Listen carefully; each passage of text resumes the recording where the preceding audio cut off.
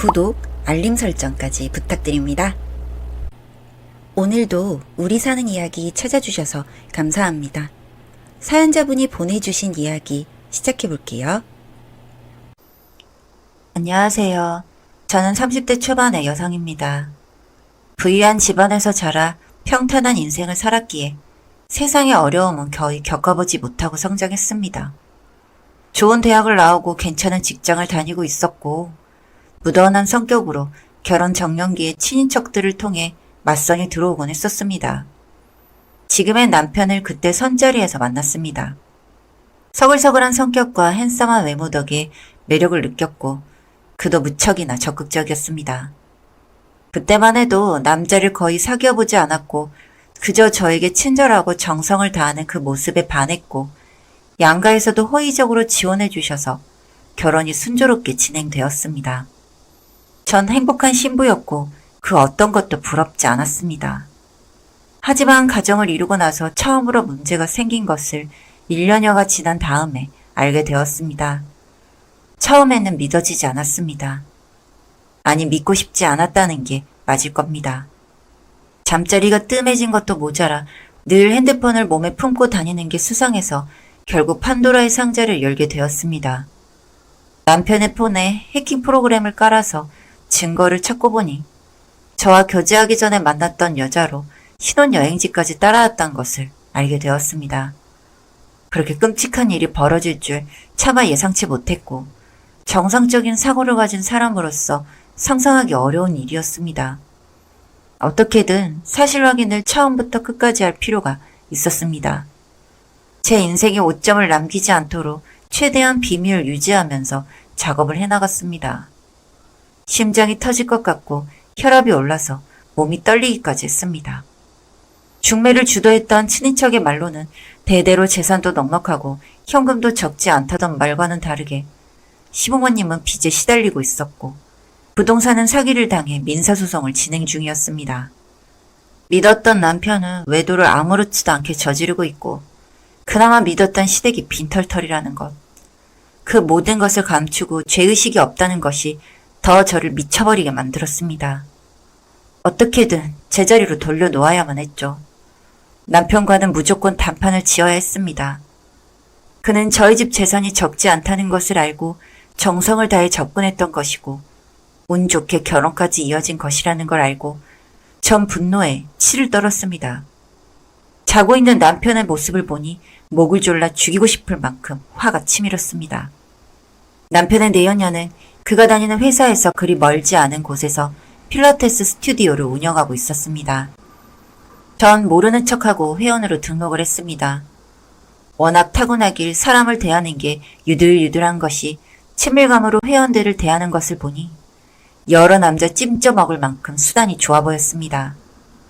30 중반이 넘은 나이에도 탄탄한 몸매와 주름 하나 없는 매끈한 피부까지 보통 사람들에게 호감을 얻을 만큼 외모상으로는 후한 점수를 줄만 했죠. 전 주민등록번호와 이름 연락처까지 다른 사람으로 행동했고 다행히 아직은 몰라보는 듯 했습니다. 필라테스라는 것이 기구 운동인 만큼 자칫 사소한 실수를 해도 큰 부상을 입을 수 있는 것에 주목했습니다. 가슴이 파이고 몸에 밀착되는 레깅스를 입다 보니 CCTV가 없다는 점이 눈에 띄었죠. 일단은 남편의 내연녀인 원장과 의심이 가지 않을 만큼 친한 관계를 만들고 개인적인 친분으로 이런저런 돈 거래까지 했습니다. 급전을 못 만들어 짤짤매는 것을 보자 아낌없이 빌려주었고 고맙다는 말을 무한반복하는 것을 보니 차마 유부남에게 돈 뜯어내는 것이 쉽진 않았나 봅니다. 석 달이 지나갈 즈음 사람을 사서 밤에 기계 조작을 느슨하게 만들어 두었습니다. 셀럽이라는 상류층 여자들이 골드회원으로 가입되어 있었기 때문에 사고가 나면 그 반향이 어마어마할 거라는 계산이 이미 되어 있었습니다. 전 남편을 설득해서 여행을 계획했습니다. 말로는 여행이지만 오랜 시간 동안 재울 필요가 있었던지라 뜨거운 밤을 보낸 후 주스에 미리 타둔 수면제가 큰 역할을 했습니다. 그 시간 필라테스 스튜디오에서는 비명소리가 들리고 119 구급대가 사이렌을 울리고 달려오고 있었습니다. 남편은 그녀에게 끊임없이 전화가 걸려오는 것도 모르고 잠에 취해 있었고 전 풀에서 늦은 수영을 즐겼죠. 사건은 일파만파 커져서 내연녀인 원장은 법적으로 모든 책임을 물게 되었습니다. 게다가 손해배상 청구 금액은 상상을 초월하게 되었습니다. 그 여자는 제가 그의 아내라는 사실을 눈치채지 못하고 정말 미안한데 돈을 빌려달라고 연락이 왔습니다. 지금까지 빌렸던 5천만 원도 모자라 1억을 선뜻 빌려달라는 제안에 이번엔 빌려줄 것처럼 확언을 했다가 나중엔 철회를 하자 저를 붙잡고 엉엉 울기까지 했습니다. 자기 이 자리까지 힘들게 왔는데 한 번만 도와달라며 무릎까지 꿇었습니다. 그때였습니다. 남편이 헐레벌떡 급히 걸쳐 입은 옷차림으로 원장실에 들어선 것은. 그제서야 세 사람의 악연이 어떻게 맺어졌는지 누구 하나 말이 없어도 다 알 수 있었습니다. 당신이 큰 거 한 장 융통해줘요. 원장님이 많이 힘드신 것 같은데 말이죠. 아무렇지도 않은 척하면서 그 자리를 나오는데 사지가 부들부들 떨렸습니다. 남편은 잘못했다면서 저에게 빌었습니다. 하지만 이미 늦었다는 것을 직감한 듯 했습니다. 전 있는 힘껏 그의 뺨을 때렸습니다. 그리고 그동안 모아두었던 증거 사진을 봉투에서 꺼내 얼굴에 우수수 비를 뿌리는 것처럼 쏟아버렸습니다. 그는 상당히 놀란 듯 했습니다. 제가 겉으로는 티를 전혀 안 내고 참았으니까요. 용서해줘. 진심이야. 한 번만 기회를 줘. 잠깐 혼이 나갔었나 봐. 그러기엔 이미 늦었다는 거 잘 알 텐데. 안 그래? 실수였어. 사람이 살다가 한 번쯤 그럴 수 있잖아. 제발 나 좀 봐줘. 평창동 빌라하고 지금 이 집 내 명의로 돌릴게. 동의하지? 그건 좀. 왜? 성북동 가서 우리 부모님께 다 털어놓을까? 알았어. 그렇게 해. 다 내 잘못이야. 그렇다고 남편의 말을 전적으로 신뢰할 수 있는 건 아니었습니다. 원장과 그가 헤어지겠다는 것을 순순히 믿을 수 없는 노릇이었습니다. 그녀와 만나 거래를 매듭 지어야만 했습니다. 사고를 수습하느라 피폐해진 모습으로 경찰서에서 만났습니다. 피해자들이 엄청난 상해를 입어 정신적인 충격도 컸을 것이지만 저도 가장 큰 피해자라 남 걱정을 해줄 처지가 아니었습니다.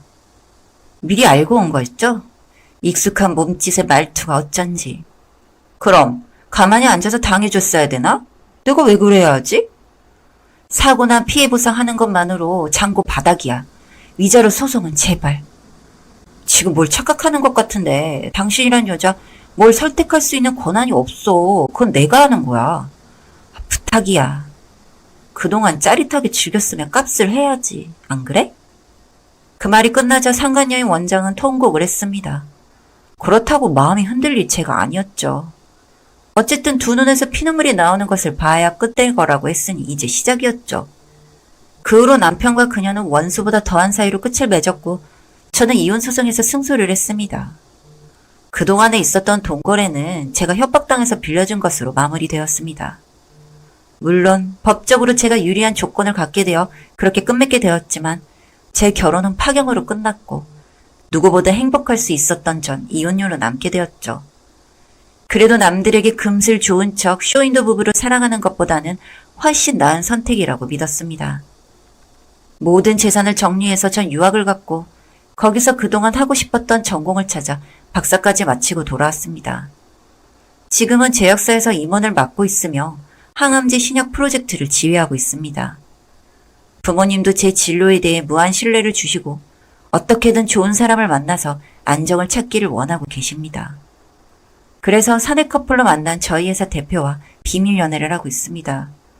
이번에는 그저 무탈하게 다른 커플들처럼 행복하게 살아가고 싶습니다. 아직은 주변에 알리지 않고 007 작전처럼 알콩달콩 좋은 감정을 쌓아가고 있는데 다행히 저를 믿고 애정을 쏟아붓는 그가 제겐 상당한 매력을 느끼게 해주고 있습니다. 제 이혼 경력이나 과거사에 대해 그다지 개의치 않아서 더욱 마음에 듭니다. 앞으로는 상처받지 않고 살고 싶은 마음입니다.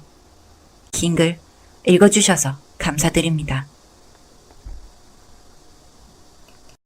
사연은 여기까지였고요.